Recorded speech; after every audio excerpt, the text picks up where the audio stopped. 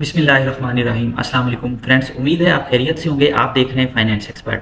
Teachers अपनी return कैसे file करेंगे इस वीडियो में मैं डिटेल से करके बताऊंगा आपको। टीचर्स, प्रोफेसर्स, जो भी टीचिंग के, रिसर्च के प्रोफेशन से लोग मुंसलिक हैं, उनके लिए ये रिटर्न है, आपने ध्यान से देखनी है। आपने आयरस पे आना है, मेन एफपीआर की मेन वेबसाइट से आयरस पे आपने आ जाना है। आप आयरस में लॉगिन करेंगे तो आप अपने पोर्टल पे आ जाएंगे। अच्छा, इसमें मैं आपको बताऊंगा कि टीचर्स की एक तो सैलरी इनकम होती है। इसके अलावा मुझसे अक्सर क्वेश्चन होता है कि पेपर चेकिंग की उनको अलहदा से फीस जो अर्निंग होती है, या अभी जो रिसेंटली मरदमशुमारी हुई है वहाँ पे वो लोग गए हैं, उधर उनको पेमेंट मिली है, या इसके अलावा गवर्नमेंट उनको कोई और असाइनमेंट देती है जिसके सैलरी के अलावा उनको पेमेंट होती है, उसकी ट्रीटमेंट आपने कैसे करनी है इस वीडियो में मैं ये सारी चीज़ें आपको करके दिखाऊंगा। सबसे पहले आपने डिक्लेरेशन में आना है। अब एक बात ध्यान रखिएगा, अगर आपको इस साल आपको पेपर चेकिंग फीस मिली है, मरदमशुमारी की कुछ आपको उसमें आपको कुछ पैसे मिले हैं, या कोई और असाइनमेंट की है सैलरी के अलावा जिसमें आपको पैसे मिले हैं, ठीक है, या आप विजिटिंग टीचर हैं, विजिटिंग टीचर उनका भी सेम ही सिनेरियो होगा।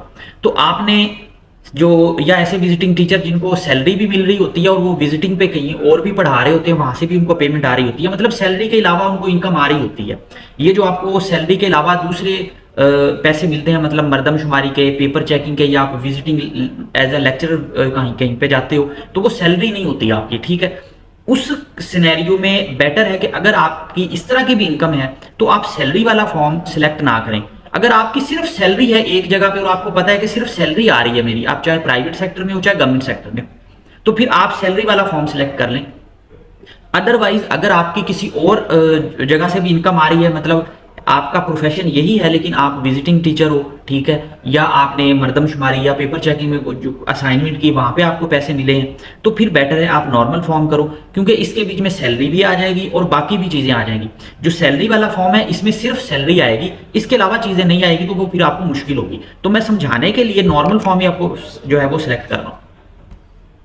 यहाँ पे आपने जिस साल की भी रिटर्न फाइल करनी है, 2022 की करनी है, 23 की करनी है, वो यहाँ पे आपने लिखना है और इसको सिलेक्ट करना है। अच्छा, सबसे पहले आपने, अगर आप टीचर हैं, प्रोफेसर हैं, तो आपने सबसे पहले अपनी सैलरी की वर्किंग करनी है। ये जरा ध्यान रखिएगा, क्योंकि आपको यहाँ पे थोड़ा सा बेनिफिट मिलता है, तो वो उसको आप ले लें ताकि वो आपको क्लियर हो जाए। आपकी जितनी भी ग्रॉस सैलरी है पूरे साल की, ग्रॉस सैलरी जुलाई 2022 से 30 जून 2023 तक आप अपनी सैलरी स्लिप्स का ग्रॉस का टोटल कर लें। फॉर एग्जांपल उसमें आपकी टोटल सैलरी जो है वो बनती है 12,50,000, ठीक है। अब आपने 10% अपनी बेसिक सैलरी का मेडिकल अलाउंस यहाँ पे एग्जाम्प्ट करना है। ये आपकी ग्रॉस सैलरी है, जो बेसिक सैलरी होती है वो कम होती है। तो फॉर एग्जांपल मैं कहता हूँ कि बेसिक सैलरी इसमें 1 मिलियन थी, तो 10% आप अपना मेडिकल अलाउंस इसमें से एग्जाम्प्ट कर सकते हो, 1 लाख, ठीक है। ये आपने अपनी सैलरी की जो है ना वो कर ली।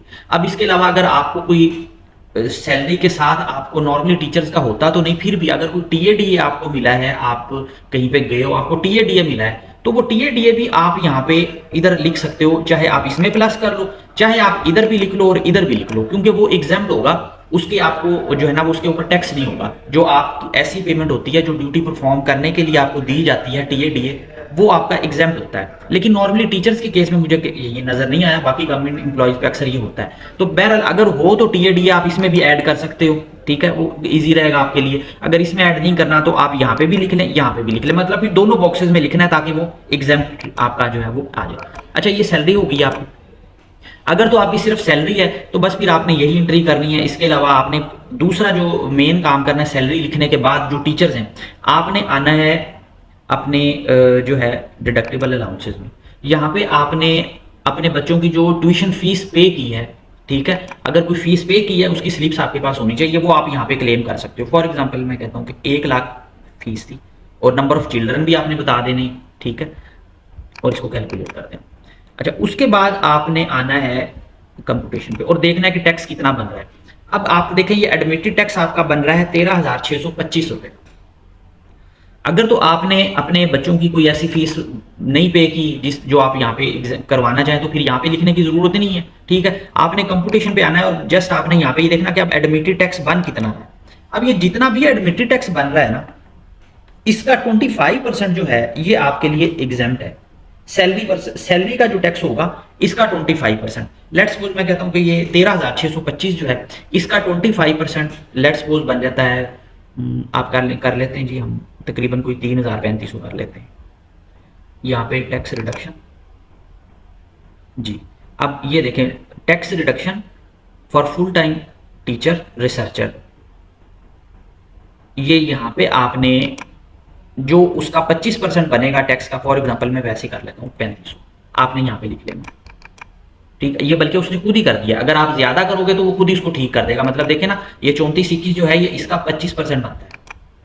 ठीक है, आप अमाउंट अगर गलत भी लिखोगे, ज्यादा भी लिखोगे तो वो खुद ही ठीक कर लेगा। जैसे ये 10,000 था, ठीक है, तो अब ये 10,000 हो गया है। वैसे एडमिटी टैक्स आपका 13,625 था, ठीक है, उसने आपको इसका क्रेडिट दे दिया। तो सैलरी के लिए जो टीचर्स है ना, उनके लिए एक स्पेशल ये क्रेडिट है। तो आपने सैलरी की एंट्री करने के बाद यहाँ पे इस एंट्री को पहले फाइनल कर लेना है, क्योंकि जब इसमें बाकी टैक्सेस जमा हो गया, मतलब आपने कोई बिजनेस की इनकम या कोई और भी ऐड कर दिया, तो फिर आपको इसके क्रेडिट का पता नहीं लगेगा कि आपने इसको कैलकुलेट कैसे करना है। तो ध्यान से आपने इस चीज को देख लेना है। अब आते हैं दूसरे इशू की तरफ। आपको जो भी इनकम मिली है गवर्नमेंट की तरफ से, आपने उसके ऊपर देखना है उसके ऊपर टैक्स कितना कटा है। ठीक है, अगर तो उसके ऊपर टैक्स कटा है 10%, नॉर्मली 10% ही होता है, तो आपने जितनी भी इनकम है तो उसमें आपने यहाँ पे आ जाना है payment for services under section 153(1)(b) 10%।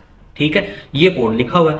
आपको जितनी पूरे साल में पेमेंट मिली है, या आप विजिटिंग टीचर हो, आपको जो तनख्वाह मिलती है या जो भी पेमेंट होती है उस पर 10% टैक्स कटता है, तो वो भी यहाँ पे आएगा। ठीक है, क्योंकि सैलरी के ऊपर 10% टैक्स नहीं होता। ये जो है ना, ये आपकी पेमेंट फॉर सर्विसेज, मतलब आपने कोई स्पेशल सर्विसेज दी है, कोई असाइनमेंट की है, तो ये उस पर 10% की डिडक्शन होती है।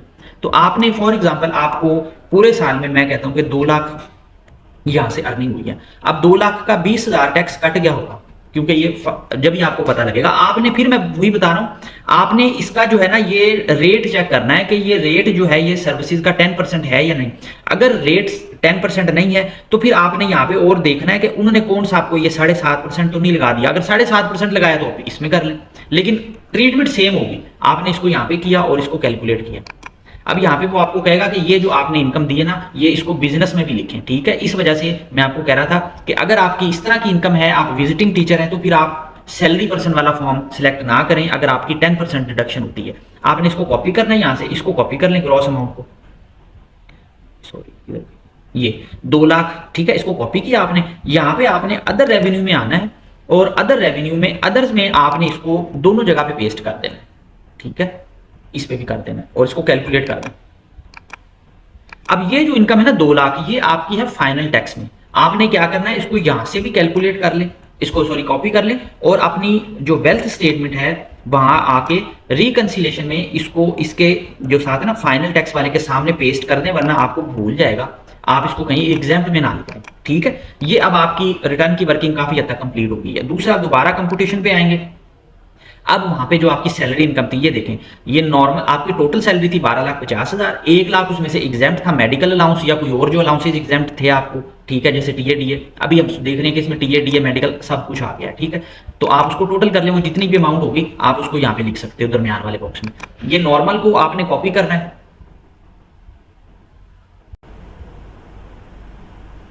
इस नॉर्मल वाले को आपने कॉपी करना है 11,50,000 को, और इसको रिकंसिलेशन में आके आपने यहाँ पे पेस्ट कर देना नॉर्मल टैक्स के सामने। ठीक है, फिर दोबारा से आपने अपने कंप्यूटेशन पे जाना है, इसको कैलकुलेट कर दें, आपने दोबारा से कंप्यूटेशन पे जाना है, और ये जो एग्जाम्प्ट इनकम ये देखें आ रही है ना। अब असल में ना मैंने आपको ये इसलिए पहले कहा था कि इसको आप फाइनल टैक्स में लिख दें कि आप कंफ्यूज हो जाएंगे, क्योंकि एग्जाम्प्ट भी इसी तरह इसी बॉक्स में आ रही होती है, फाइनल टैक्स भी इसमें आ रही होती है, फिक्स भी इसमें आ रही होती है। तो अब हमें पता है कि ये जो 1 लाख है ये एग्जाम्प्ट है, ये जो 2 लाख था ये फाइनल था, ये हमने पहले लिख लिया।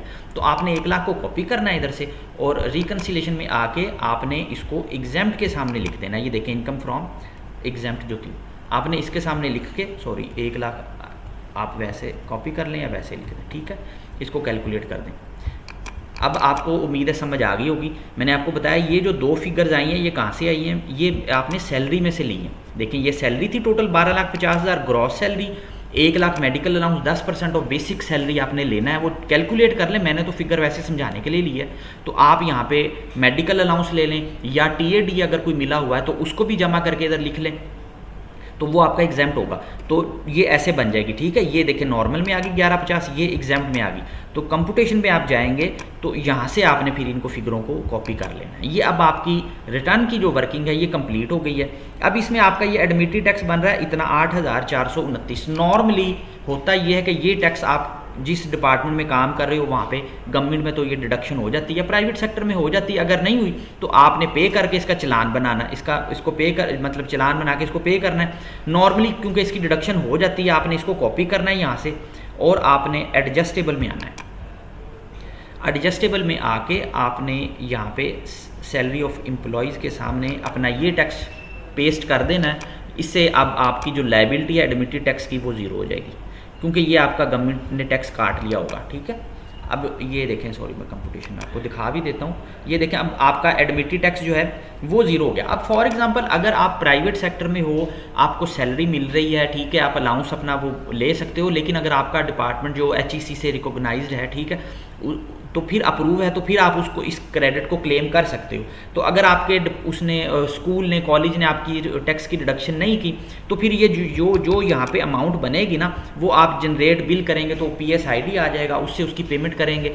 पेमेंट करने के बाद 1 घंटे के बाद दोबारा आप जब फॉर्म को ओपन करेंगे, इधर आप पेमेंट में आएंगे तो यहाँ पे आप प्लस पे क्लिक करेंगे तो वो चलान आपको यहाँ पे शो रहा होगा जो आपने पे किया होगा। आप उसको यहाँ से सिलेक्ट करोगे तो वो यहाँ पे अपलोड हो जाएगा। ठीक है, और उसके बाद दोबारा से जब आप यहाँ पे आके इसको करोगे तो कैलकुलेट जब दोबारा से करोगे तो फिर आपकी ये जो है ना ये चीज़ ठीक हो जाएगी और ये एडमिटेड आपका ज़ीरो हो जाएगा। तो ये आपने ऐसे करना है। ठीक है, अब ये आपकी रिटर्न की वर्किंग कंप्लीट हो गई है। उसके बाद आ जाएं आप पर्सनल एक्सपेंस पे। अब देखें पर्सनल एक्सपेंस जो है ना फ्रेंड्स, ये आपने वैसे ही डालने होते हैं, इसको 1-1 रुपया कैलकुलेट करने की ज़रूरत नहीं होती। 12 लाख सैलरी है तो कोशिश करें 5-6 लाख 4-5 लाख एक्सपेंस डाल लें। लेकिन मेरा मशवरा यही है कि एक्सपेंस कम से कम डालें, ज़्यादा ना डालें, क्योंकि फ़ायदा कोई नहीं इसका। जितने पैसे हो सकता है अपने कैश में जमा करें, अपनी वाइट मनी को ज़्यादा करें, ताकि कल को आपने कोई प्रॉपर्टी लेनी है, कोई ऐसी ट्रांजेक्शन आ जाती है जिसमें पैसे इन्वॉल्व होते हैं, तो आपके पास वाइट मनी होनी चाहिए। क्योंकि यहाँ पर आप जितने पैसे लिखोगे ये तो एक्सपेंस आउट होके आपकी वाइट मनी से चले जाएंगे।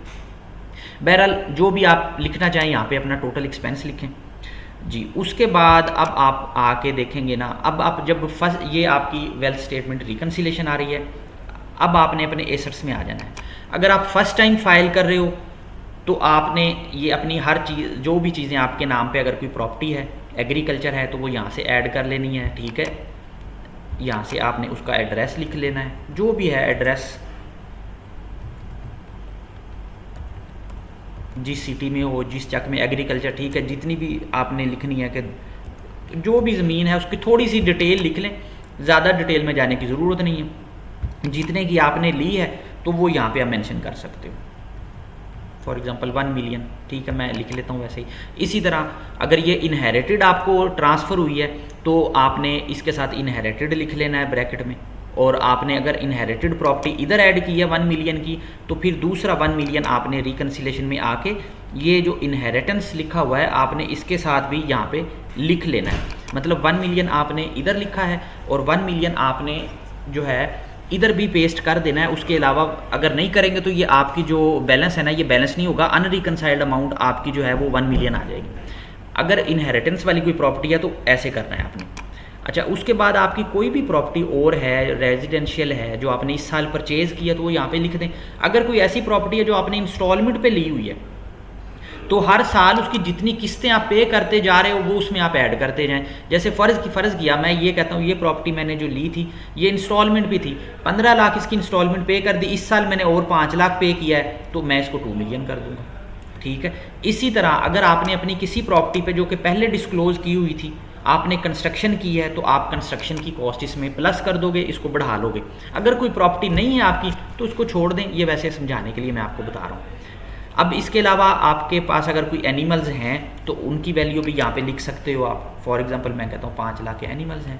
ये फर्स्ट टाइम अगर आप फाइलिंग कर रहे हो तो, अदरवाइज़ आपने ज़ाहिर है वो तो जो कैरी फॉरवर्ड होगा ना, ये जैसे अब आपको डाटा प्री फिल नज़र आ रहा है पहले से, क्योंकि ये पिछले साल से चल रहा है। अगर पहली दफ़ा फाइलिंग कर रहे हो तो फिर आपने सारी चीज़ें अपनी ऐड करनी है।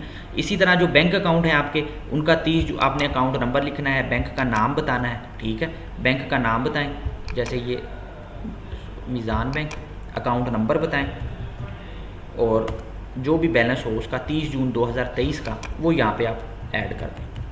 ठीक है, कोई अकाउंट अगर पहले पुराना था वो अब ख़त्म हो गया तो उसको यहाँ से डिलीट कर दें और साथ साथ इसको कैलकुलेट ज़रूर करते रहें।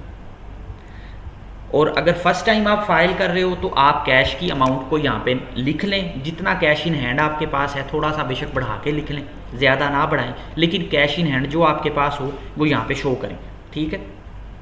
अगर पहली दफ़ा आप फाइल कर रहे हो तो ये लिखने के बाद जब आप इधर आओगे ना, इसको कैलकुलेट करोगे तो ये अमाउंट आपकी पॉजिटिव में आ रही होगी। पहली दफ़ा फाइल करोगे तो ये पॉजिटिव में जैसे अब आ रही है ऐसे आ रही होगी, इसके साथ नेगेटिव लिखा हुआ नहीं होगा, और यहाँ पे ये ब्लैंक होगी। आपने ये करना है, इसको यहाँ से कॉपी करना है और इधर पेस्ट कर देना है। जब आप इसको इधर पेस्ट करके कैलकुलेट करोगे तो ये जो अनरिकनसाइल्ड अमाउंट है आपकी, ये ज़ीरो हो जाएगी। आप इसको यहाँ से ये ज़ीरो हो जाएगी ठीक है। और उसके बाद आपने जो है ना, क्योंकि अगर आपने दूसरी इनकम ऐड की है पेपर चेकिंग वगैरह की, तो फिर आपने एट्रीब्यूट में आके ये लाजमी करना है, वरना वो सबमिट नहीं करने देगा। अगर आपकी पेपर चेकिंग मरदमशुमारी की या फीस है, या आपने विजिटिंग पे आप टीचर हो, ठीक है, वहाँ से आपको 10% डिडक्शन के साथ मिलती है, तो ये अदर लिख के आपने एट्रीब्यूट में ये चीज़ लाजमी लिखनी है। उसके बाद आपने इसको वेरीफाई करना है, ठीक है। वेरीफाई करेंगे अपना पिन देके और इसको सबमिट कर देंगे, ये आपका जो रिटर्न है वो सबमिट हो जाएगी।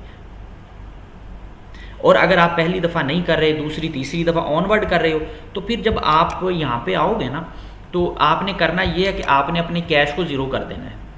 पहली दफ़ा मतलब पहली दफ़ा तो आप अगर हो, फिर तो आप, जब मैंने आपको बता दिया, अगर आप दूसरी तीसरी दफ़ा कर रहे हो तो फिर आपने कैश को पहले ज़ीरो करना है। उसके बाद आपने रिकन्सिलेशन पे आके इसको चेक करना है, कैलकुलेट करें। अगर तो ये अमाउंट नेगेटिव में आ रही हो तो कोई मसला नहीं है, इसको यहाँ से कॉपी करें, कैश में पेस्ट कर दें, ठीक है, और माइनस को डिलीट कर दें। तो ये अनरिकनसाइल्ड आपकी जो अमाउंट है ये ज़ीरो हो जाएगी, ठीक है। अगर आप पहली दफ़ा फाइल नहीं कर रहे, दूसरी तीसरी दफ़ा कर रहे हो, नॉर्मल रूटीन में कर रहे हो, यहाँ पे अमाउंट पॉजिटिव में आ गई है, तो इसका मतलब है आपने कोई चीज़ गलत की है। या तो आपने अपनी इनकम को कम शो किया है, या आपने अपने एसेट्स को इतना बढ़ा लिया है और इनकम उसको वेरीफाई नहीं कर रही, तो वो फिर गलत है। वो देखें आपने गलती कहाँ पे की है। यहाँ पे अमाउंट आपकी दूसरी तीसरी दफ़ा जब भी फाइल कर रहे हो आप, तो यहाँ पे जो अमाउंट है ना, ये नेगेटिव में ही आनी चाहिए। जब नेगेटिव में हो अमाउंट, तो आपने उसको कुछ नहीं करना, या तो आप उसको अपना कैश में जमा कर लें उतनी अमाउंट, या जो डिफरेंस आ रहा है, या फिर इसको एक्सपेंस में जमा कर लें, तो ये ज़ीरो हो जाएगी, ठीक है। और ये इस तरह से आपकी रिटर्न फाइल हो जाएगी। मैंने वो बता दिया कि अगर आपकी दूसरी इनकम आ रही है जिस पे 10% टैक्स की डिडक्शन हुई है, तो एट्रीब्यूट में ये अदर लाजमी सेलेक्ट करना है, वरना वो सबमिट नहीं करने देगा। वेरीफाई करना है और इसको सबमिट कर देना है। अपना बहुत ज़्यादा ख्याल रखिएगा। कोई क्वेश्चन हो तो कमेंट कर दीजिएगा, अच्छी लगे तो शेयर कीजिएगा। थैंक यू, अल्लाह हाफिज़।